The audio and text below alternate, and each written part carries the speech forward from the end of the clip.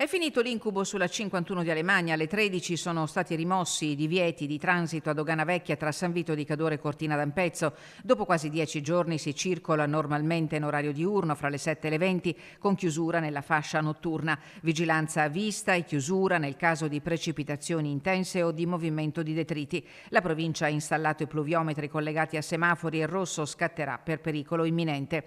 Un sistema che replica in tutto e per tutto l'esperienza sulla 51, ma a Vittorio Veneto. Nelle prossime ore gli orari delle corriere, in questi giorni deviate in Val d'Ansiei, verranno adeguate agli orari di apertura della strada, ma già fanno discutere i lavoratori delle attività ricettive che iniziano i propri turni prima delle 7 del mattino e certamente concludono la giornata dopo le 20.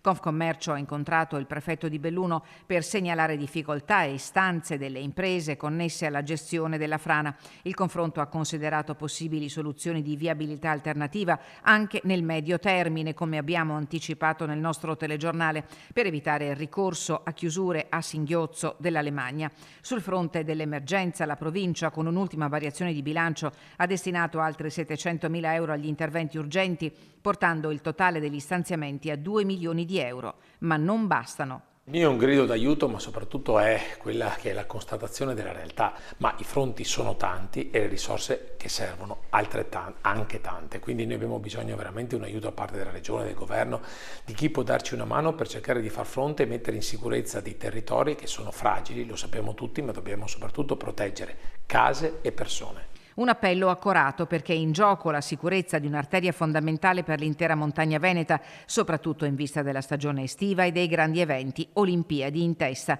Un'attenzione diffusa non solo al Cadore ma anche all'Agordino e all'Alpago, dove vengono costantemente monitorate situazioni di fragilità idrogeologica che potrebbero peggiorare con ulteriori eventi meteo intensi.